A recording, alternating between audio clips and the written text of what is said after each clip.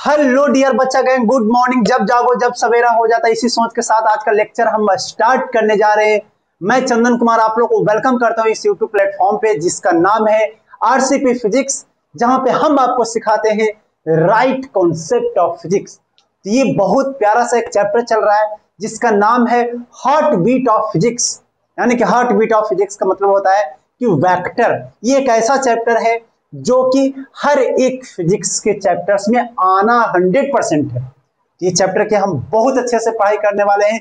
एक एक सवाल को हम समझेंगे, एक एक कॉन्सेप्ट को समझेंगे। हम जानते हैं कि वेक्टर में कई तरह के प्रॉब्लम्स आ सकती हैं आपको न्यूमेरिकल को सॉल्व करने के टाइम पे। हम उस प्रॉब्लम्स को हम पहले से ही जानते हैं, हमें पता होता है, क्योंकि आप लोग कई सारे बच्चे हमारे ग्रुप में जुड़े हुए हैं, तो वो कई तरह के सवाल पूछते हैं। उस सारे सवालों पे हम बारीकी से चर्चा करेंगे, वो सारे कॉन्सेप्ट पे भी हम चर्चा करेंगे जो कि आपको बार बार परेशान करती है। आपने थ्योरी पढ़ लिया, न्यूमेरिकल नहीं हो रहा है, उस पर भी हम ध्यान रखते हैं। तो चलिए आज स्टार्ट कर रहे हैं। वेक्टर का लेक्चर नंबर है 2 और हम बहुत प्यारा सा टॉपिक जानेंगे जिसका नाम है यूनिट वेक्टर। अब लास्ट लेक्चर में हमने आपको सिखाया था कि वेक्टर क्या होता है, टाइप्स ऑफ वेक्टर क्या होता है। हमने काफी बारीकी से डेफिनेशन भी लिखाया था। उसमें से टाइप्स ऑफ वेक्टर में से एक बच गया था हमारा यूनिट वेक्टर। तो चलिए हम लिख रहे हैं उसका नाम। लास्ट टाइप ऑफ वेक्टर जो है यूनिट वेक्टर। कौन सा वेक्टर? Unit vector. अब ये यूनिट वेक्टर को लेके कई सारे मार्केट में मिथ्या है। यूनिट वेक्टर को लेके कई सारे मार्केट में क्या है? मिथ्या है, झूठ है, फैलावा है। तो ठीक है, उसी को हम आज जानने वाले हैं। यूनिट वेक्टर हम 2 बार पढ़ाते हैं। एक बार चैप्टर को एंट्री करते टाइम जो कि यहाँ पर है, दूसरा बार चैप्टर को एग्जिट करने से थोड़ी दिन पहले भी हम आपको यूनिट वेक्टर बताएंगे। क्योंकि मजा तो वहां पर है ना जहां पर न्यूमेरिकल यूं ही एक बार में हो जाए, बिल्कुल नींबू की तरह निचोड़ के न्यूमेरिकल हो जाए, तो वहां भी हम एक बार सीखेंगे यूनिट वेक्टर को। तो आज हम सीख रहे हैं कि unit vector, basic unit vector क्या है। नाम है यूनिट मतलब 1। नाम है यूनिट मतलब 1। बोला गया कि दुनिया में कोई सा भी एक वेक्टर ले लो जिस वेक्टर का मैग्नीट्यूड क्या होता है बेटा? 1 होता है। ऐसे सारे वेक्टर को बोला गया यूनिट वेक्टर। तो यानी कि मैग्नीट्यूड 1 हो जाना, उसको बोला गया क्या है? Unit vector. जैसे कि हम पहले लिख देते हैं कि vector which have magnitude of 1, चाहे unity, tude of unity, and have direction. Vector है तो डायरेक्शन होगा, एंड हैव डायरेक्शन कॉल्ड क्या? बोलो, unit vector. Called unit vector. बड़ा जबरदस्त सा है। यूनिट कितना होता है? 1, और उसमें डायरेक्शन होता है। कैसे? जो देख लेते हैं। जैसे कि मान लीजिए कि हमारे पास एक वेक्टर है, मान लीजिए कि ए नाम का एक वेक्टर है जिसके पास है 5 न्यूटन इन नॉर्थ। तो इसमें बताओ मैग्नीट्यूड कितना हो गया? 5 न्यूटन। इसको बोलते हैं क्या हम लोग? मैग्नीट्यूड। बोलते हैं या नहीं बोलते हैं? पक्का बोलते हैं। और इसको क्या बोलते हैं? नॉर्थ, चाहे सिर्फ नॉर्थ लिखा रहे तो क्या इसको बोलते हैं बेटा? डायरेक्शन। इसका मतलब अब मैं उसकी आगे वाले प्रक्रिया पे मैं कर रहा हूं। किसी का मैग्नीट्यूड 1, किसी वेक्टर का मैग्नीट्यूड 1 कैसे लाएंगे? अगर कोई वेक्टर मैग्नीट्यूड जिसका 1 नहीं है और उसका मैग्नीट्यूड 1 लाना है तो कैसे लाएंगे? सिंपल सा है। लोग सर ये 5 न्यूटन से ही अगर डिवाइड कर दूं, 5 न्यूटन से डिवाइड कर दूं तो क्या वो बन जाएगा यूनिट वेक्टर? बिल्कुल। देखो, अगर मैं इस ए वेक्टर को इसके मैग्नीट्यूड से डिवाइड कर देता हूं, कैसे? मैग्नीट्यूड को क्या हम सिर्फ सिंपली ए से हम लोग दर्शाते थे। मैग्नीट्यूड को सिर्फ कैसे दर्शाते थे? ए से। और इसका मतलब कि 5 न्यूटन इन नॉर्थ को अगर मैं उसको मैग्नीट्यूड से डिवाइड कर देता हूं, किससे डिवाइड करता हूं? मैग्नीट्यूड से, तो 5 न्यूटन मैग्नीट्यूड है। तो यहां पर जो बन के नया जो बन के आता है वो एक यूनिट वेक्टर आता है। किसका यूनिट वेक्टर? ए का यूनिट वेक्टर बाहर निकलकर आता है। ए का यूनिट वेक्टर बाहर निकलकर आता है। क्या बात है? सिंपल है। अब जैसे कि ये जो इसका मतलब कि यूनिट वेक्टर किसी को बनाना है, तुम फील करो, रटना मत। फील करो, अगर किसी को यूनिट वेक्टर बनाना है बेटा तो क्या हम उसको मैग्नीट्यूड से डिवाइड कर दें?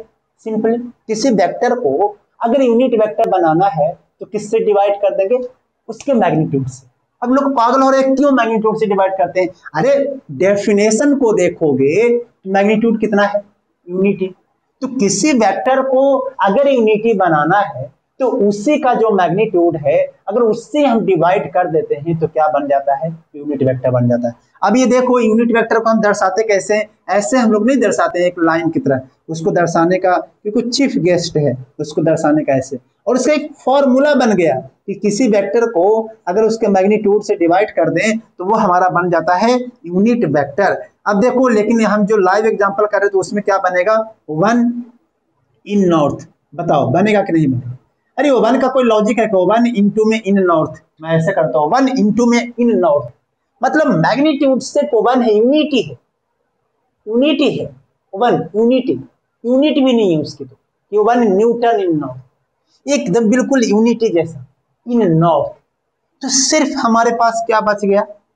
डायरेक्शन बच गया। सिर्फ क्या बच गया? डायरेक्शन बच गया। तो यूनिट वेक्टर के पास सिर्फ डायरेक्शन ही होता है। यूनिट वेक्टर के पास क्या होता है? सिर्फ डायरेक्शन ही होता है, उसका मैग्नीट्यूड तो 1 ही होता है। और यूनिट वेक्टर बनाने का तरीका क्या है कि कोई भी वेक्टर उसके मैग्नीट्यूड से क्या कर दो बेटा? डिवाइड कर दो। इसको पढ़ते क्या है? इसको पढ़ते ए कैप। क्या पढ़ते हैं इसको? क्योंकि पढ़ना एक आर्ट है, तो समझा? जो समझा वही एक बात है। तो ए कैप क्या पढ़ते हैं इसको? A cap. नोट कर लिया? जल्दी से नोट कर लो, मैं हट जाता हूं। लो हट गया। तो चलिए, यानी कि यूनिट वेक्टर का हमें लॉजिक समझना है। यूनिट वेक्टर बहुत ही प्यारा सा चीज है। अगर मान लीजिए कि यूनिट वेक्टर का मतलब सिर्फ क्या होता है? डायरेक्शन होता है कि नहीं होता है? उसके पास मैग्नीट्यूड तो 1 ही होता है, वो तो कोई लॉजिकल नहीं है, वो तो किसी मार्कर के पास भी 1 से मल्टीप्लाई कर दो, कुछ फर्क नहीं पड़ता है। तो यूनिट वेक्टर सिर्फ क्या रखता है? हम दूसरी भाषा में बोल रहे हैं, यूनिट वेक्टर सिर्फ क्या रखता है? डायरेक्शन। तो हम लोग उसको नोट कर रहे हैं कि यूनिट वेक्टर हमने सीखा कि unit vector have only direction. बात समझ में आई? Only direction. अब इसका लोग गलत फायदा कैसे उठाते हैं? गलत फायदा जो देखो, गलत फायदा ऐसे उठाते हैं कि मान लीजिए कि आपको क्या बनाना है? एक वेक्टर बनाना है, वेक्टर फॉर्मेशन करना है। क्या फॉर्मेशन करना है? Vector formation. तो मैं कहता हूं कि एक वेक्टर एक स्केलर है 3 मीटर, ठीक है, 3 मीटर। अब तू इसमें एक डायरेक्शन लगा दिया। क्या लगा दिया? डायरेक्शन। तो डायरेक्शन जब मल्टीप्लाई कर देगा, डायरेक्शन तूने मल्टीप्लाई कर दिया, किसी भी एक स्केलर क्वांटिटी था 3 मीटर, डिस्टेंस मान लेते हैं, और तुमने उसमें क्या कर दिया? एक डायरेक्शन को क्या कर दिया बेटा? मल्टीप्लाई कर दिया। डायरेक्शन को क्या कर दिया बेटा? मल्टीप्लाई। तो जब मल्टीप्लाई करोगे तो मुझे लगता है कि 3 मीटर और डायरेक्शन को एक एग्जांपल होते हैं इन नॉर्थ। अरे तेरी के, ये क्या बन गया? ये तो एक वेक्टर बन गया। ये क्या बन गया? वेक्टर। जिस वेक्टर का नाम रख देता हूँ ए वेक्टर। क्या नाम रख देता हूँ? ए वेक्टर। हम लोग सीखे क्या? हम लोग ये सीखे हैं कि किसी भी क्वांटिटी को अगर मैं एक डायरेक्शन से मल्टीप्लाई कर दूं, किसी क्वांटिटी, स्केलर क्वांटिटी को अगर मैं डायरेक्शन से मल्टीप्लाई कर दूं तो वो क्वांटिटी वेक्टर क्वांटिटी बन जाता है। तो सर ये कौन सी बड़ी बात है? वो तो हर कोई जानता है कि मैग्नीट्यूड है, डायरेक्शन से मल्टीप्लाई कर दो। लेकिन नहीं, उस डायरेक्शन का नाम क्या है? उस डायरेक्शन का नाम क्या है? Unit vector. उस डायरेक्शन का नाम क्या है? Unit vector. इसका मतलब कि अगर आपको वेक्टर बनाना है तो उसका मैग्नीट्यूड जो भी है और उसको अगर आप यूनिट वेक्टर से मल्टीप्लाई कर देंगे तो एक नया वेक्टर बन जाएगा। ऐसे भी यहां से ए वेक्टर इज इक्वल टू में ए कैप इंटू में ए। क्या समझ आया? समझ आया या नहीं आया? समझ आया या नहीं आया? बोलो। नहीं आया? आ गया होगा यार। बहुत इजी तरीके से मैंने बताया कि अगर हमें यूनिट वेक्टर बनाना है तो उस वेक्टर को उसके मैग्नीट्यूड से डिवाइड कर दिए। सर्वे सर्वा फॉर्मूला ये हर जगह पे आएंगे, वो हर जगह पे आएंगे। अगर आपको यूनिट वेक्टर बनाना है तो उसको मैग्नीट्यूड से डिवाइड कर दीजिए। अगर आपको एक वेक्टर की फॉर्मेशन करना, उत्पत्ति करना है, तो आप यूनिट वेक्टर पकड़ के लाइए और उसको स्केलर क्वांटिटी से मल्टीप्लाइड कर दीजिए। यूनिट वेक्टर एक डायरेक्शन, ए वेक्टर का जो डायरेक्शन होगा, ए वेक्टर का जो डायरेक्शन होगा, यूनिट वेक्टर भी उसके ही डायरेक्शन में आएगी। बात सही है या गलत है? बिल्कुल सही है। जैसे ए वेक्टर है 5 न्यूटन इन नॉर्थ, तो इसका यूनिट वेक्टर तो इन नॉर्थ बनेगा। तो यूनिट वेक्टर इन नॉर्थ जो बना वो किसके डायरेक्शन में है? वही 5 न्यूटन नॉर्थ वाला। सिंपल सी है। अरे डायरेक्शन निकालोगे तो भैया मैग्नीट्यूड हटा दिए तो डायरेक्शन थोड़ी ना चेंज होगा, डायरेक्शन तो वही रहेगा। तो जब भी हम किसी वेक्टर का यूनिट वेक्टर निकालते हैं, इसका मतलब हम आपको इनडायरेक्ट वे में हम ये कह रहे हैं कि भैया डायरेक्शन निकाल। हम किसी वेक्टर का यूनिट वेक्टर निकालने के लिए बोल रहे हैं, मतलब हम आपको ये कह रहे हैं कि देखो भैया आप यूनिट वेक्टर निकालो। हम आपसे डायरेक्ट कैलकुलेशन नहीं करवा, डायरेक्ट करवाऊंगा तो तुम मारपीट कर देगा। तो हम क्या कर रहे हैं, इनडायरेक्ट वे में बोल रहे हैं कि भैया यूनिट वेक्टर निकाल कर दिखाओ। क्या बात समझ में आ गई? पक्का 100% कि कोई डाउट है? अगर कोई डाउट है तो ask to me in the Telegram group, link of Telegram group given in description. तो सो आप वहां पर जाइए और डिस्क्रिप्शन पे क्लिक कीजिए और मस्त जुड़ जाइए हमारे टेलीग्राम ग्रुप से, मजे लीजिए क्वेश्चंस पूछने का। वहां पे हम लोग सब रहते हैं। ओके, नोट कर लो, जल्दी से नोट कर लो, आगे बढ़ जाते हैं। नोट कर लो।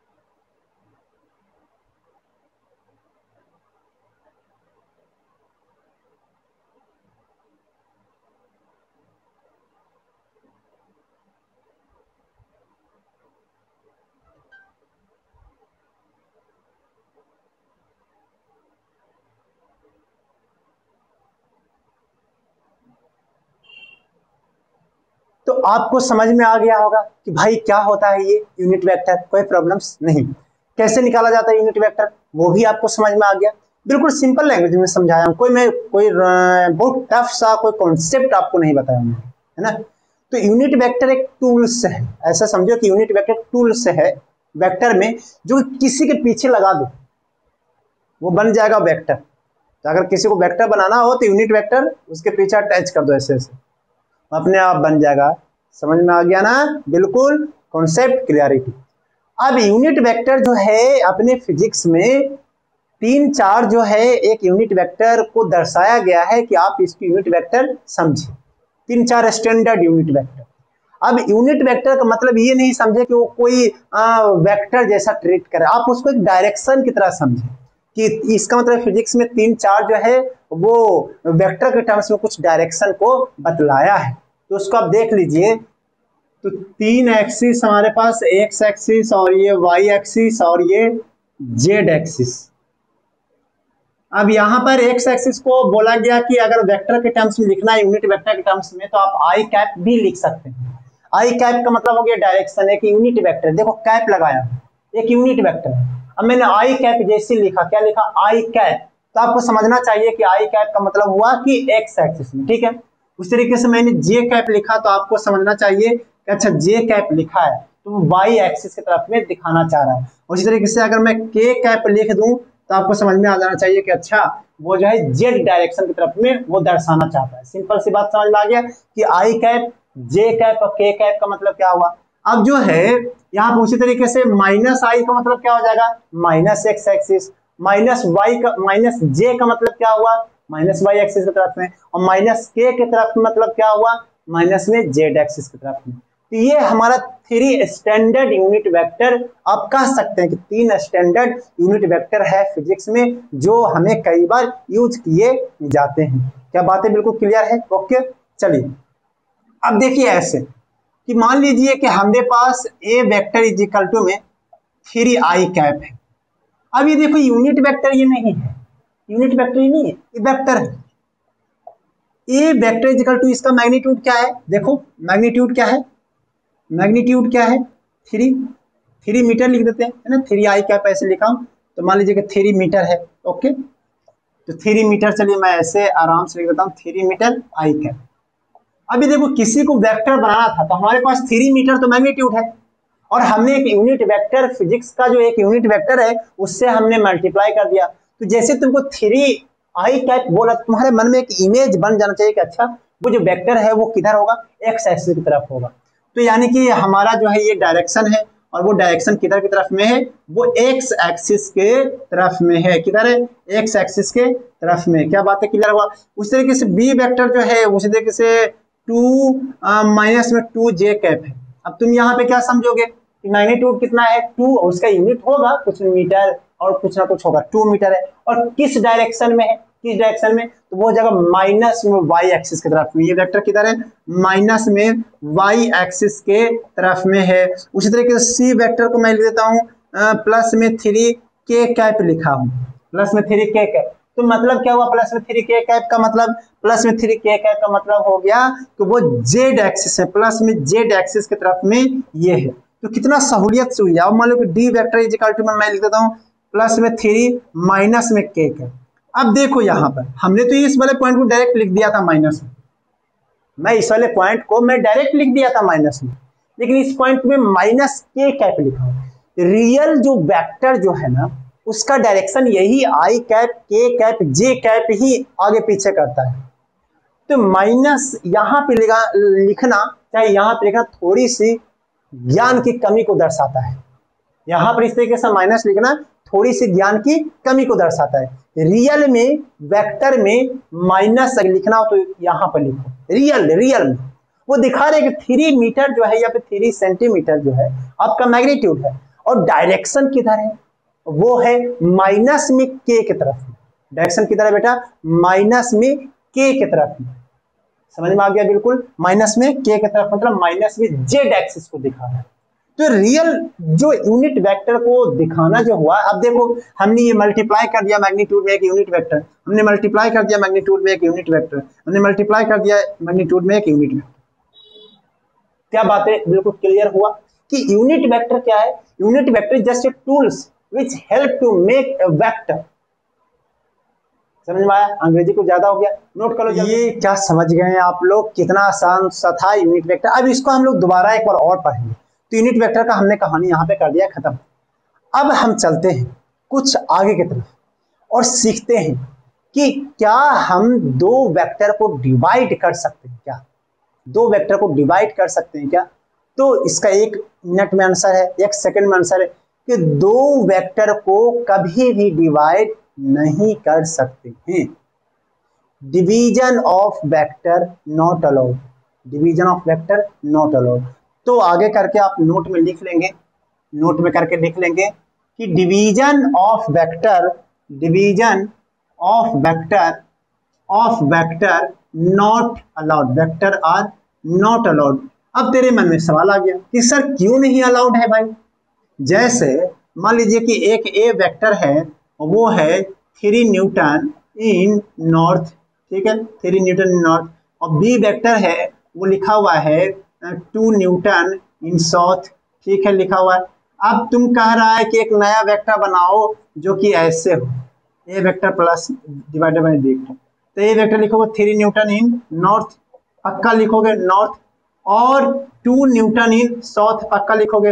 अब तुम बताओ कि ये तो डिवाइड कर दोगे 1.5 आएगा, 1.5 न्यूटन न्यूटन कट जाएगा 1.5। अब तुम बताओ इन भी कट जाएगा, लेकिन नॉर्थ अपॉन में साउथ क्या आया भाई, नॉर्थ अपॉन में साउथ क्या आया, north divided by south, direction को डिवाइड करेंगे तो क्या बनेगा, कुछ नहीं बनेगा, meaningless, this is the meaningless, meaningless, यानी कि दो वेक्टर को कुछ भी कोई धमकी भी दे देना कि डिवाइड करो, तो डिवाइड करना एक गुनाह है फिजिक्स में, हम उसको डिवाइड कर नहीं सकते दो वेक्टर, हाँ मल्टीप्लाइड कर सकते, उसके कुछ रूल्स है, तभी तो वेक्टर को स्पेशल पढ़ा जाता है, उसको डिवाइड नहीं कर सकते हैं, मल्टीप्लाई भी कर सकते हैं, तो कुछ रूल्स से बने हुए मल्टीप्लाई, सिंपल ऐसा नहीं कि 3 इंटू में 2 कर दो 6 हो जाएगा, ऐसा कुछ भी नहीं। Are you getting my point? पक्का, इसको मैं हटा दूं तो अगर क्या हम ऐसा कर सकते हैं सर कि ए वेक्टर है और उसको कोई स्केलर क्वांटिटी से मल्टीप्लाई डिवाइड कर दे, क्या कर सकते हैं? बिल्कुल, ये करेक्ट है।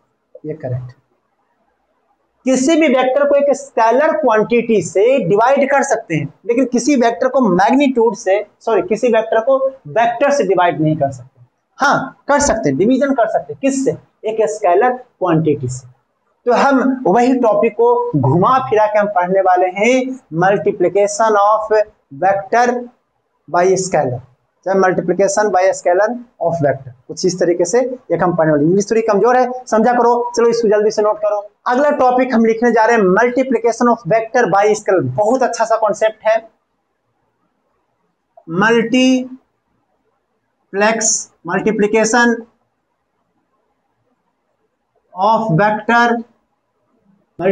Of vector by scalar,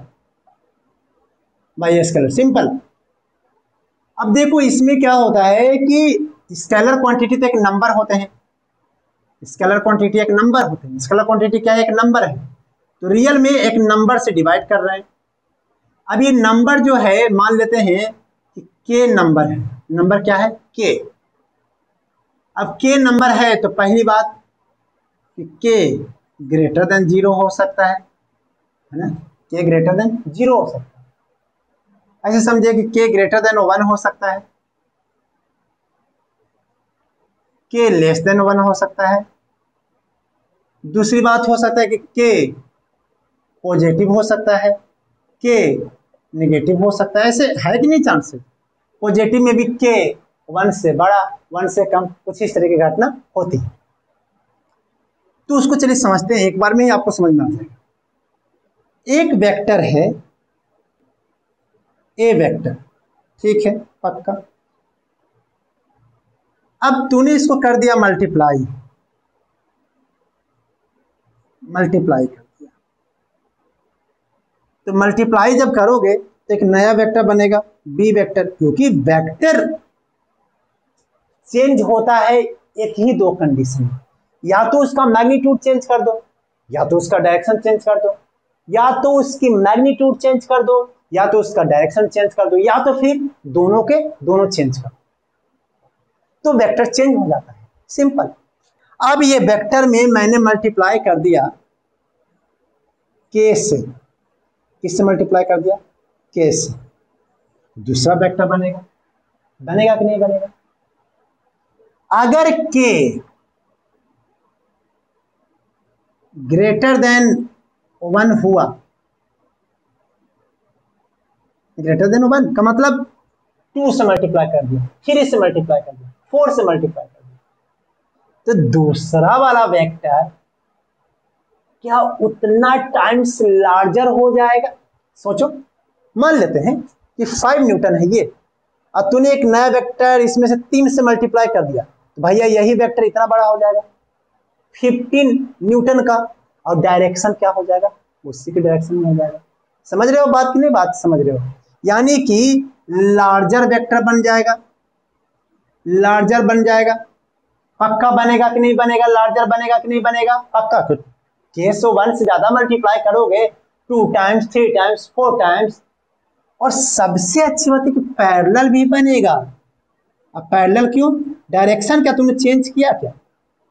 direction change किया क्या? डायरेक्शन चेंज किया क्या? डायरेक्शन नहीं चेंज, हमने तो सिर्फ मैग्नीट्यूड चेंज किया है, डायरेक्शन अभी भी ऐसे ही। तो ये पैरेलल की पहचान होती है, मैंने पहले भी बता दिया था पैरेलल में, कि अगर दो वेक्टर कुछ ऐसे सेटिस्फाई करते हैं कंडीशन, तो मतलब दोनों का डायरेक्शन सेम है, दोनों वेक्टर का डायरेक्शन सेम है, और एक के टाइम्स ज्यादा भी हो सकता है, के टाइम्स कम भी हो सकता है, सिंपल। अब मान लीजिए कि के जो है सर लेस देन 1 है, के जो है लेस देन 1 है, तो फिर क्या होगा कि स्मॉलर वेक्टर हो जाएगा। जैसे मान लीजिए कि आपने स्मॉलर हो जाएगा, आपने 10 न्यूटन का एक फोर्स है और उसको 2 से 1/2 से डिवाइड कर, चाहे 1/2 से मल्टीप्लाई कर दो, 2 से डिवाइड कर दो, चाहे फिर 1/2 से मल्टीप्लाई कर दो, क्या एक ही बात है? तो अगर के लेस देन 1 है, मैंने को 1/2 से मल्टीप्लाई कर दो, तो क्या वो छोटा बन जाएगा? बनेगा पक्का 1/2, 10 न्यूटन का फोर्स है और तुम 1/2 से मल्टीप्लाई कर रहे हो 1 से कम वाले, तो वो 5 न्यूटन का बन जाएगा ना भाई। लेकिन क्या डायरेक्शन चेंज होगा? क्या डायरेक्शन चेंज होगा? नहीं, स्मॉलर हो जाएगा एंड क्या हो जाएगा बेटा? पैरेलल हो जाएगा, स्मॉलर हो जाएगा और फिर पैरेलल हो जाएगा। या फिर आप ऐसे ना याद करके आप ऐसे बोल सकते हैं कि अगर के पॉजिटिव होगा तो भैया पैरेलल हो जाएगा, के पॉजिटिव हो जाएगा तो पैरेलल। मतलब मैग्नीट्यूड तो ज्यादा या कम होना तो वो डिजिट पे डिपेंड करता है कि आप 1 से ज्यादा मल्टीप्लाई कर रहे हो या फिर 1 से कम से मल्टीप्लाई कर रहे हो। 1 से ज्यादा मल्टीप्लाई कर रहे हो तो वेक्टर का मैग्नीट्यूड बढ़ जाएगा, 1 से कम मल्टीप्लाई कर रहे हो तो वेक्टर का मैग्नीट्यूड कम हो जाएगा। ये बातें तो क्लियरिटी आती है, लेकिन पैरेलल होगा या फिर नहीं होगा ये कैसे क्लियर करेंगे सर? पैरेलल की पहचान क्या है? Same direction. तो सेम डायरेक्शन का मतलब क्या हुआ कि डायरेक्शन चेंज नहीं होना, यानी कि पॉजिटिव आ जाना। तो अगर के पॉजिटिव तो पैरेलल हो गया, और अगर के नेगेटिव है बेटा, अगर के नेगेटिव है तो ये हो जाता है एंटी पैरेलल। क्या हो जाता है? Anti parallel. Simple, negative vector जिसको हम लोग बोलते थे, तो नेगेटिव वेक्टर मैग्नीट्यूड 1 होता था, नेगेटिव वेक्टर मैग्नीट्यूड 1 नहीं, मैग्नीट्यूड इक्वल होता था, के की वैल्यू 1 हो जाता है कि नहीं? तो अगर के की वैल्यू बिल्कुल 1 है, बिल्कुल के की वैल्यू 1 है, तो पैरेलल वेक्टर भी हो सकते हैं और एंटी पैरेलल भी हो सकते हैं। अगर के की वैल्यू +1 है, के की वैल्यू +1 है, तो भैया वेक्टर पैरेलल हो जाएंगे, इक्वल वेक्टर बन जाएंगे। के की वैल्यू -1 है तो एंटी पैरेलल हो जाएंगे, नेगेटिव वेक्टर बन जाएंगे। वो तो अपने पे सोच है। क्या तुम्हें ये बात क्लियर आया कि नहीं आया? क्या मेहनत से मैंने बताया है? क्या एक गजब से चीज को बताया है? फील करो, feel. Vector physics all about the feelings. If you are not getting any feels then you will be going to darkness. वो आपसे क्वेश्चन नहीं बनेगा, आप फ्रस्ट्रेट हो जाओ। फील करो, फील, जैसे मैं बता रहा हूं। नोट कर लो जल्दी। सवाल कर ले, क्या पक्का पक्का सवाल कर ले कि कच्चा सवाल कर ले? एक सवाल मैं लिख देता हूं, देख देख के, है ना, आप लोग नोट कर लेना। तो सवाल कहाँ है? लिखा हुआ है फिजिकल क्वांटिटी,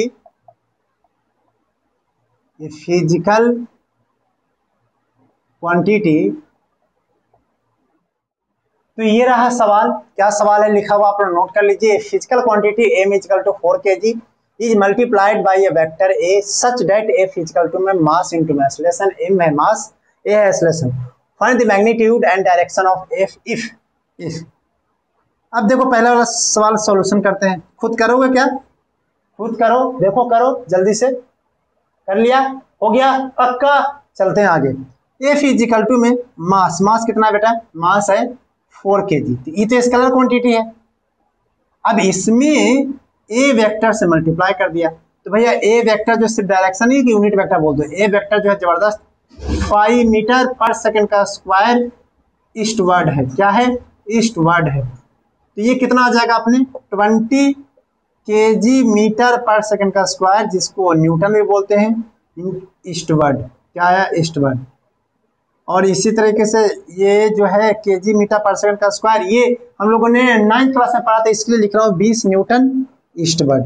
क्या ये बात समझ में आया? आया कि नहीं आया? वर्ड। अब देखो ये जिससे मल्टीप्लाई कर रहे हैं ना, ये जिससे मल्टीप्लाई कर रहे हैं, ये रियल में एक वेक्टर है, रियल में एक वेक्टर है। ये मान लीजिए कि ए वेक्टर है, ठीक है। अब तूने जो है मल्टीप्लाइड कर दिया किससे? तूने जो है मल्टीप्लाई कर दिया किससे? तूने मल्टीप्लाई कर दिया एक स्केलर से, पॉजिटिव स्केलर से 4 kg से। तो डायरेक्शन को देखना हम 4 kg पर तो बिल्कुल भी निर्भर नहीं कर सकते। हम जो भी डायरेक्शन देखेंगे तो वो ए वेक्टर को ही देखेंगे कि ए वेक्टर का डायरेक्शन क्या है। तो फिलहाल ए वेक्टर का डायरेक्शन जो था वो ईस्टवर्ड था, हमारा ईस्टवर्ड। इसका भी आ जाएगा नए वाले वेक्टर का भी, क्योंकि वेक्टर तो चेंज हो जाएगा मल्टीप्लाइड करने से, तो वो हो जाएगा कितना। क्या बातें क्लियर हो गई? पक्का समझ में आया? इसको नोट कर लो जल्दी से, फिर मैं दूसरे पे करता हूं कि कैसे करेंगे। दूसरा कौन सा कितना आ जाएगा? सेकंड का मैं साइड में ही कर लेता हूं, पहले मैं इसको हटा देता हूं, ठीक है। दूसरा वाला जो है वो वही वाला formula, force equal to mass into acceleration. Mass हमारे पास 4 kg था और एक्सेलरेशन जो है वो लिख रहा है माइनस में 4 मीटर पर सेकंड का स्क्वायर साउथवर्ड। कितना लिख रहा है? साउथवर्ड। अब साउथवर्ड है तो ये हो जाएगा माइनस में 16 मीटर पर सेकंड केजी, यूनिट को थोड़ा देख लो, मीटर पर सेकंड का स्क्वायर साउथवर्ड। अब मैंने कल के लेक्चर में, यानी कि लास्ट लेक्चर के वेक्टर के लास्ट लेक्चर में मैंने ये चिल्ला के बोला था कि माइनस का मतलब होता है ये उल्टा है। रियल में आप इसको साउथ का उल्टा क्या होता है? नॉर्थ। तो आप इसको लिख सकते हैं प्लस में 16 Newton north. This is the required answer. क्या सर इस वाले को छोड़ देंगे तो नहीं होगा? बिल्कुल हो जाएगा, इसमें क्या है, मैं तो आपको सिखा दिया कि प्लस 16 न्यूटन नॉर्थ लिखो या फिर माइनस 16 न्यूटन साउथ लिख दो, एक ही बात है। नोट करो जल्दी से। क्या पढ़ाई करते हो? यस, तभी तो आपके वीडियो देख रहे हैं। क्या आपको डाउट आते हैं? सर वो तो नहीं आते हैं। हाँ, आ जाते हैं कभी कभी। क्या परेशान हो? बिल्कुल सर, डाउट आता है, परेशान हो। पूछना चाहते हो? यस, तो आप हमारे टेलीग्राम चैनल से जुड़ जाइए और वहां पे आप अपने डाउट को पुट कीजिए और थोड़ी देर का इंतजार कीजिए, फिर देखिए जादू कैसा होता है। वहां पे बहुत लोग हैं जो डाउट को सॉल्व करने के लिए परेशान है, और बहुत लोग हैं जो डाउट को पूछने के लिए परेशान है। तो आप टेलीग्राम से जुड़ जाइए और डाउट सॉल्विंग का एक हिस्सा बनिए, ठीक है। चलिए हम आगे बढ़ते हैं और स्टार्ट करते हैं। बहुत प्यारा सा एक टॉपिक है जो कि मोस्ट इंपॉर्टेंट है, और कई बार आपको अगर इससे कॉन्सेप्ट नहीं जानते हैं तो आपको बहुत ज्यादा परेशानी में डाल सकता है। और वो टॉपिक का नाम है angle between two vector. Angle between two vector. इसके कुछ नियम है, इसके कुछ रूल्स हैं कि आप निकालोगे कैसे। सबसे पहले रूल्स है कि vector must be connected with tail to tail और head to tail। कोई सा भी वेक्टर जो है वो या तो फिर टेल से कनेक्टेड होना चाहिए। किसके लिए? एंगल निकालने के लिए। या तो फिर हेड टू हेड कनेक्टेड होना चाहिए। किस तरीके से बेटा? देखो, अगर आपको एंगल निकालना है तो आप या तो ऐसे इस तरीके से कनेक्टेड, देखो इसका टेल, देखो दोनों सबके टेल है, टेल। या तो बोला गया कि या तो फिर आपको हेड कनेक्टेड होना चाहिए, हेड बोलते हैं ना इसको, तो या तो हेड कनेक्टेड होना चाहिए। हेड कैसे लिखते हैं? हेड। सर ऐसा नहीं चलेगा क्या? ऐसे तो ये गलत है। ये देखो यहाँ पर हेड और टेल है जो कि नोटल। एंगल निकालने के लिए हमेशा ये ध्यान रहे कि vector tail to tail connected होना चाहिए या फिर हेड टू हेड कनेक्टेड होना चाहिए, ठीक है। अगर ऐसा नहीं है, इफ टेल टू टेल और हेड टू हेड कनेक्टेड नहीं है, तो try to rearrange to connect head to head और टेल टू टेल। बोला गया कि अगर नहीं है तो कोशिश कीजिए शिफ्ट करने का, एंड ट्राई कीजिए उसको हेड टू हेड और टेल टू टेल कनेक्ट करने का। समझ में आ गया? इफ हेड टू हेड और tail to tail are not connected और नॉट कनेक्टेड, अंग्रेजी थोड़ी टूटी फूटी है, माफ कीजिएगा, connected, then then then try to connect, try to connect head to head और टेल टू टेल। अगर कोई क्वेश्चन आप देखें और जहां पे आपको पता लग गया कि वो हेड टू हेड और टेल टू टेल कनेक्टेड नहीं है, तो बोलता है कोशिश कीजिए, कोशिश कीजिए, कोशिश कीजिए। इफ हेड टू हेड और tail to tail are not connected then try to connect head to head और tail to tail. Why by shifting of vector, vector को शिफ्ट करके, कैसे, ब्रैकेट में parallelly, parallel. If head to head और tail to tail are not connected then try to connect head to head और tail to tail by shifting of vector parallel. हमने last lecture में अगर आप देखोगे तो पैरेलल वाले में एक सिखाया था बात कि किसी वेक्टर को पैरेलली शिफ्ट कर देते हैं, किसी वेक्टर को क्या कैसे शिफ्ट करते हैं, पैरेलली शिफ्ट कर देते हैं, तो वो वेक्टर कोई अफेक्टेड नहीं होता है। तो अगर कोई सवाल में आपको ऐसा दिख जाए तो आप क्या कर सकते हैं, वो वेक्टर को पैरेलली शिफ्ट कर सकते हैं। क्या कर सकते हैं, पैरेलली शिफ्ट कर सकते हैं, हेड टू हेड बनाने के लिए, टेल टू टेल बनाने के लिए, सिंपल। अब तुम्हें ये समझ में नहीं आ रहा होगा कि सर ऐसे कैसे कर सकते हैं, तो कोई बात नहीं, क्या मैं आपको एग्जांपल दिखाऊं तो समझ में आ जाएगा, पक्का बात है। क्या इसको मैं हटा दूं, जल्दी से नोट कर लीजिए, जल्दी, टाइम ही नहीं है बिल्कुल, जल्दी नोट करो। कॉपी पेन है कि मैं दूं आपको, स्पीड पोस्ट करूं? हाँ सर कर दो, एड्रेस दे देना, मैं स्पीड पोस्ट कर देता हूँ, ठीक है ठीक है। सर मैं तो नहीं दूंगा, आप नहीं करने वाले हो सर, मजाक कर रहे हो मेरा? हैं, सच में मजाक करूं? मैं कहाँ से करूंगा यार, मैं तो गरीब आदमी हूँ। जल्दी से नोट करो। अब दूसरा स्टेप कहता है, तीसरा स्टेप जो भी है, कहता है कि हमेशा दो वेक्टर के बीच में एंगल हमेशा मिनिमम वाला होगा। दो वेक्टर के बीच में हमेशा एंगल कितना होगा बेटा, मिनिमम वाला। देखो कैसे, देखो लिखा गया कि angle between two vector angle between two vector is always will be, नहीं अंग्रेजी थोड़ा उल्टा, angle between two vector is always taken as minimum angle, है ना, अंग्रेजी टूटी फूटी है, मैं पहले से बोल रहा हूँ।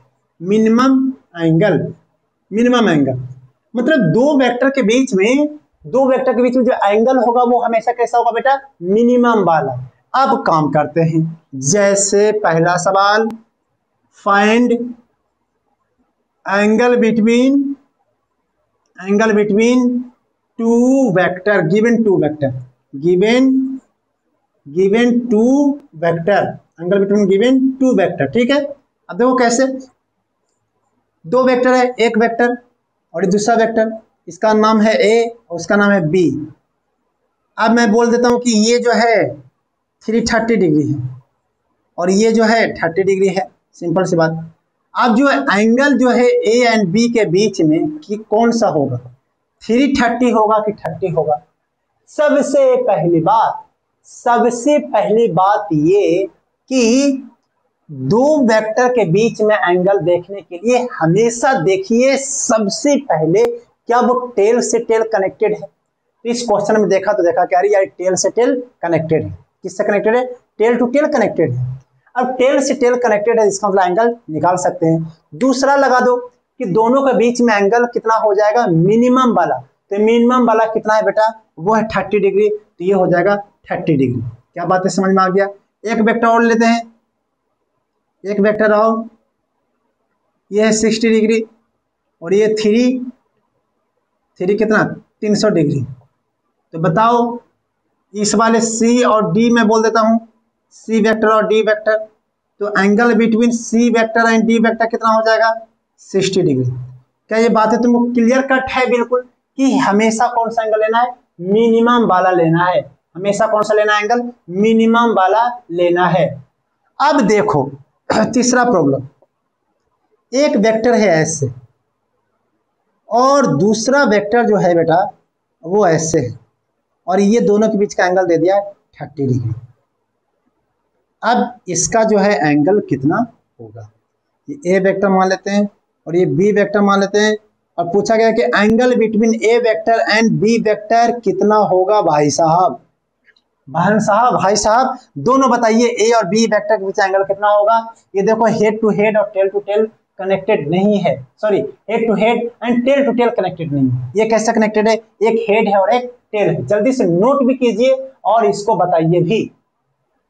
तो चलिए आंसर आ गया क्या, इन दोनों के बीच में कितना एंगल होगा, आंसर आया क्या, नहीं आया, करें हम सॉल्व करें। Oh my God,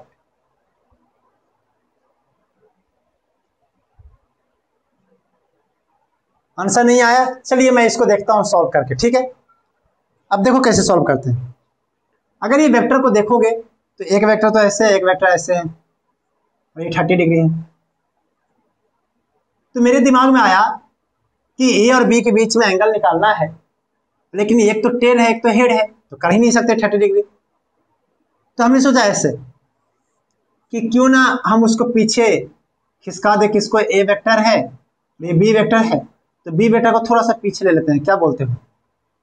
parallel shift करने पर, देखो पैरेलल ऑफ कॉन्सेप्ट क्या है, पैरेलल, पैरेलैक्स नहीं, पैरेलल कॉन्सेप्ट, कि अगर वेक्टर को पैरेलल आप आगे या पीछे लेकर जाओ तो कोई फर्क पड़ने वाला नहीं है, ये बात पक्का है, कोई फर्क पड़ने वाला नहीं है, कोई फर्क नहीं पड़ेगा। आप उसको पैरेलली पीछे खिसका दो, पीछे खिसका दोगे तो उस वेक्टर पे कोई फर्क नहीं पड़ेगा। अब देखो ये होगा 30 डिग्री था, दे के रखा था 30 डिग्री, बताओ ये टोटल 180, तो ये कितना हो जाएगा 180 माइनस में 30 डिग्री, यानी कि आंसर कितना हो जाएगा 150 डिग्री। क्या बात समझ में आया कि एंगल कितना होगा 150 डिग्री। अब कोई बच्चा हमसे बोलेगा कि सर आप ऐसे क्यों किए, ये जो था बी वेक्टर को रहने देते सर, ठीक है रहने दो, और ये ए वेक्टर को आगे शिफ्ट कर देता, कर दो कोई बात नहीं, ए वेक्टर को आगे शिफ्ट कर दिया, कर सकते हैं ए वेक्टर को आगे, बिल्कुल कर सकते हैं, और ये आपका था 30 डिग्री देकर, ये कितना हो जाएगा 150 डिग्री, यानी कि ए वेक्टर एंड बी वेक्टर के बीच में एंगल जो होगा वो कितना हो जाएगा 150 डिग्री। क्या बात समझ में आई। अब दोनों तरीके से शिफ्टिंग करो, किसी भी वेक्टर को शिफ्टिंग करोगे दोनों से आंसर एक ही आएगा। अगर आप ऐसे करोगे तो यही आंसर आएगा, वैसे करोगे तो वही आंसर आएगा। क्या बातें क्लियर हुआ, पक्का क्लियर हुआ या फिर डाउट रह गया, कुछ शंका नहीं, क्लियरिटी, क्रिस्टल क्लियर हो गया है, क्रिस्टल क्लियर। ओके नोट कर लो, जल्दी से नोट कर लो, हटा दें, पक्का पक्का हटा दें, मैं तो हटा रहा हूं। एक वेक्टर और देख लेते हैं, एक वेक्टर और, ये वेक्टर ये और दो वेक्टर इस तरीके से, ए वेक्टर एंड बी वेक्टर, इन दोनों के बीच में एंगल कितना होगा बताओ, कितना होगा एंगल, कितना कितना होगा एंगल, कितना होगा। सर ये कौन सा सवाल है सर, कुछ समझ में नहीं आ रहा है। एक हेड और एक टेल है, तो करना क्या होगा, या तो हेड हेड लो या तो फिर टेल टेल लो। तो हम ऐसे करते हैं इसको कि ए वेक्टर को ऐसे रहने दो और बी वेक्टर को पीछे खिसका दो ऐसे, क्या बी वेक्टर भी ऐसे आ जाएगा, आएगा कि नहीं आएगा। तो angle between a vector and b vector के बीच में 0 डिग्री आएगा, angle between a vector and b vector के बीच में एंगल कितना आएगा 0 डिग्री, यानी कि 0 डिग्री है। यानी कि अगर दो वेक्टर ऐसे हो, ए वेक्टर और दूसरा बी वेक्टर पैरेलल, ये दोनों वेक्टर कैसे हैं, पैरेलल वेक्टर हैं। कैसे वेक्टर हैं, पैरेलल वेक्टर, पैरेलल वेक्टर। और पैरेलल वेक्टर के बीच में एंगल कितना होता है, पैरेलल वेक्टर के बीच में एंगल कितना होता है 0 डिग्री, याद करना है तुमको। Angle between a vector and b vector कितना हो जाएगा बेटा 0 डिग्री। तो यानी कि दूसरा कॉन्सेप्ट हमें क्रिस्टल क्लियर की तरफ बाहर आ गया। कैसा कि अगर दो वेक्टर पैरेलल हैं तो उन दोनों के बीच में एंगल हमेशा हमेशा 0 डिग्री हो, हमेशा। ये बात जिसने समझा वो फिजिक्स से उसकी कहानी को भी समझा, समझ में आ गया, बिल्कुल पक्का। तो यानी कि दो वेक्टर के बीच में एंगल 0 डिग्री आ गया किसी तरीके से, तो 100% वो दोनों वेक्टर कैसे पैरेलल है, 100%। क्रिस्टल क्लियर, माइंड में रखो कि अगर दो वेक्टर के बीच में एंगल 0 डिग्री हो जाए तो वो 100% वो वेक्टर पैरेलल होंगे। पक्का। अब दूसरा देख लो एग्जांपल कि ये वेक्टर ए ऐसे है और दूसरा वेक्टर जो है बी ऐसे है। अब बताओ इन दोनों के बीच एंगल कितना हो जाएगा? 180 डिग्री होगा कि नहीं होगा? तो यानी कि ए वेक्टर एंड बी वेक्टर के बीच में यहाँ पर जो एंगल है बेटा वह है 180 डिग्री। कितना? 180 डिग्री। अब ये दोनों वेक्टर को देखो तो एक वेक्टर ऐसे है ए वेक्टर और ये वेक्टर दूसरा देखो तो ऐसे है। ये दोनों को दोनों एंटी पैरेलल वेक्टर हैं। कैसे हैं? Anti parallel vector. और एंटी पैरेलल वेक्टर अगर आपको प्रूफ करना है तो वो दोनों के बीच में एंगल कितना प्रूफ कर दो? थीटा कितना प्रूफ कर दो? 180 डिग्री। एंटी सारे के सारे एंटी पैरेलल वेक्टर 180 डिग्री पर होंगे। या फिर नेगेटिव वेक्टर आपस में नेगेटिव वेक्टर भी 180 डिग्री पर एग्जिस्ट कर जाते हैं। क्या बिल्कुल क्लियर हुआ कॉन्सेप्ट कि हम क्या करना चाह रहे हैं? पैरेलल वेक्टर के बीच में एंगल कितना हो जाएगा? 0 डिग्री। एंटी पैरेलल वेक्टर के बीच में एंगल कितना हो जाएगा? 180 डिग्री। ये कॉन्सेप्ट है, जल्दी से क्लियर। पक्का जो बता दिया, parallel vector anti parallel vector के बीच में। ठीक है, क्या ऐसे आपको दिक्कत होगी? नहीं होगी। अब कुछ मैं आपको दे रहा हूं, क्या कर लोगे? जल्दी जल्दी कर लेते हैं, है ना? चलो, तो आपके बीच में आ रहे हैं कुछ सवाल आपको करने हैं।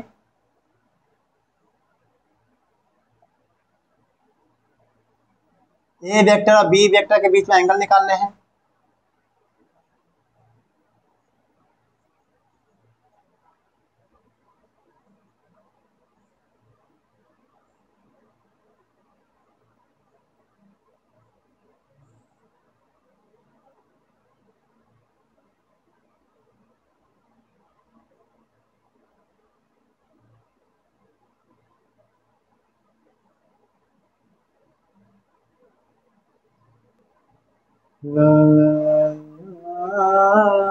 चलो जल्दी से करते हैं 3 2 5 को, फिर उसके बाद हम लोग एंगल की निकालने का मास्टर बन जाएंगे, है कि नहीं? चलो जल्दी से ये बता दो कितना कितना हो गया? 210। इसको आगे हटाएंगे तो शिफ्ट कर देंगे। मैं कर दूं क्या? ये वेक्टर ऐसे है और ये वेक्टर ऐसे है और हमको ये दे के रखा था कितना? ये 210 है ना? ठीक है, हो तो गया। हाँ ठीक है समझ गया। 180 ये हो जाएगा 30, ये हो जाएगा 30। तो कितना हो गया यार? ये एंगल आ गया 30 डिग्री। Simple answer. समझ में आया 30 डिग्री कैसे कर दिया? ये देखो, ये एक लाइन मैंने अपने मन से सोची, 30 डिग्री हो गया ना? 210 तो पूरा है, अगर ये शिफ्ट करोगे आगे तो 30 डिग्री होगा कि नहीं? आंसर हो गया 30 डिग्री। इसको देखो, ये कितना हो जाएगा? ये किसी एक को आगे बढ़ा दो। ये वेक्टर तो ऐसे है तो, और ये हमको दे के रखा है कितना? 40 डिग्री। तो हमने इसको बढ़ा दिया आगे, तो बढ़ा दिया आगे तो कितना हो जाएगा एंगल? आगे बढ़ा दिया तो इसको आगे कर दिया तो अब हमारा ये वाला एंगल हो जाएगा। तो अब ये वाला एंगल जो होगा वो कितना हो जाएगा बताओ? टोटल जो है ये यहाँ से यहाँ तक कितना हो जाएगा? 180 प्लस है 40। तो ये 180 प्लस है 40, तो ये आंसर कितना हो जाएगा? ये हो जाएगा 360 माइनस में 180 प्लस में 40 डिग्री। समझ रहे हो बात को? तो कितना हो जाएगा? 180 प्लस में 40, जितना भी आया आंसर हो जाएगा। तुम्हें तो नहीं आया समझ में, मुझे पता है कि 40 डिग्री है, तो तुम क्या सोच रहे हो? नहीं आया? क्या आ गया समझ में? आप ऐसे भी कर सकते हो, इसको पीछे कर दो, ऐसे आगे इस वाला वेक्टर को पीछे लेके चले जाओ। 180 माइनस 40 140 आंसर आ जाएगा। इससे नहीं आता है क्या?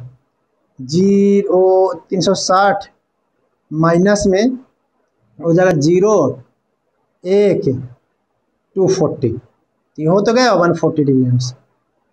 अरे यार किसी तरीके ये 60 डिग्री हो जाएगा। ये कितना हो जाएगा? ये बड़ा इंपॉर्टेंट है, अभी कुछ ही दिन में, कल नेक्स्ट लेक्चर में ये आएगा बार बार। ये इसको देख लेना, इंपॉर्टेंट है। ऐसे सवाल आपको सामने आ जाएंगे। ये 60 डिग्री हो जाएगा, इसको आगे बढ़ाओगे, इसका भी थीटा इक्वल टू 60 डिग्री आ जाएगा। और अगर आप इसको ऊपर लेकर जाओगे किसी एक को, तो ऊपर लेकर चले जाओ 110 है तो ये कितना हो जाएगा? 70 डिग्री। तो थीटा इक्वल टू कितना हो गया? 70 डिग्री। तो मुझे उम्मीद है कि आपको समझ में आ गया हो। अब दो वेक्टर के बीच में मैक्सिमम जो एंगल जो बनेगा वो 180 डिग्री बनेगा, 180 से ज्यादा बन ही नहीं सकता है। इसको हटा दो तो मैं बताता हूँ वो कॉन्सेप्ट कि दो वेक्टर के बीच में जो एंगल जो बनेगा वो मैक्सिमम बन सकता है 180 और मिनिमम बन सकता है 0 डिग्री। ठीक है, तो सारे एंगल 180 और 0 डिग्री के बीच में एग्जिस्ट करेंगे। जैसे देखो मैक्सिमम की मैं बात कर रहा हूँ ना, ये हो गया 180 डिग्री। अब मान लेते हैं कि ये वेक्टर को थोड़ा सा भी अगर नीचे कर दे तो ऐसे, तब ये तो हो ही नहीं सकता है। अब कहाँ से हो जाएगा, इधर वाला आंसर हो जाएगा। तो मैक्सिमम एंगल जो होता है 180 डिग्री बनेगा और मिनिमम एंगल कितना बनेगा बेटा, 0 डिग्री। क्या क्लियर है? तो maximum angle between two vector, maximum and minimum कर दूं साथ में, लिख लो and minimum angle between two vector is 0 degree and maximum तो 180 होगा ना, 180 डिग्री एंड 0 डिग्री। मतलब मैक्सिमम एंगल जो होगा वो कितना हो जाएगा, 180 डिग्री, और मिनिमम एंगल जो होगा वो कितना होगा, 0 degree. This is the correct answer. बिल्कुल क्लियर। तो मैं उम्मीद करता हूं कि आपको समझ में आया होगा। ये लेक्चर बहुत प्यारा था, लेक्चर बहुत मस्त आपको आया होगा समझ में, मैं यही उम्मीद करता हूं। अगर आपके पास कोई डाउट हो तो प्लीज आप हमारे टेलीग्राम चैनल से जुड़ जाइए। कुछ शिकवे एंड शिकायत हो तो प्लीज हमारे वीडियो को डिसलाइक करके भी आप अपना शिकवा एंड शिकायत जाहिर कर सकते हैं। और बस आज हम आपसे अलविदा लेते हैं, जब तक अगला लेक्चर नहीं आ जाए। जब तक आप हंसते रहिए, प्यार करते रहिए, दूसरों को प्यार करने का मौका भी दीजिए। All the best.